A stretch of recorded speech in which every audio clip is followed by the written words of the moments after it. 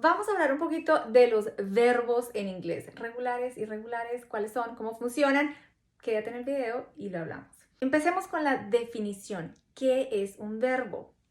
El verbo describe lo que el sujeto hace en la frase. Presta la atención. Si yo digo, Colt compra una bicicleta, ¿cómo nos queda? Colt buys a bike. Colt buys a bike. Lo que tienes que prestarle atención aquí es a este verbo. Ese es el verbo, comprar. ¿Qué está comprando en este caso? Colt está comprando una bicicleta, en este caso, pero podría estar comprando una casa, un teléfono, cualquier cosa que se te ocurra. Colt buys a bike. La conjugación de los verbos es importante que prestes atención porque debe tener un sujeto. ¿Cuáles son los sujetos? Tenemos I, yo, usted o ustedes, we, they, nosotros y ellos. Y también en la tercera persona que sería she, ella, he, él, esto, esta. Algo para tener en cuenta es que siempre debe haber un acuerdo entre el verbo y el sujeto. Si yo digo en inglés, él corre todos los días, ¿cómo nos queda?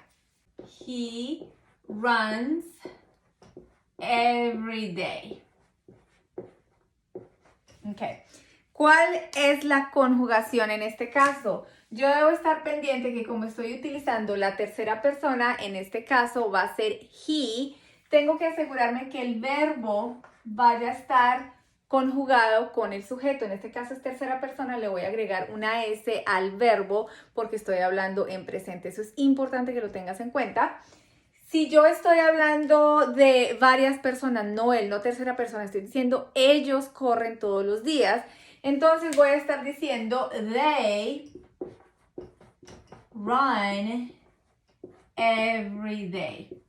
Préstale atención como en este ejemplo ya no le estoy poniendo la S al verbo porque estoy hablando de más de una persona, ya no estoy hablando de ella, de él, o esto, esta, sino que estoy hablando de más de una persona, entonces ya no le voy a colocar una S a ese verbo.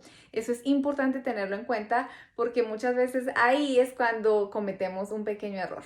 Los verbos también se deben conjugar en diferentes tiempos, en el pasado, en el presente y en el futuro. Pero para eso debemos tener en cuenta los verbos regulares y los verbos irregulares. ¿Cuáles son los verbos regulares?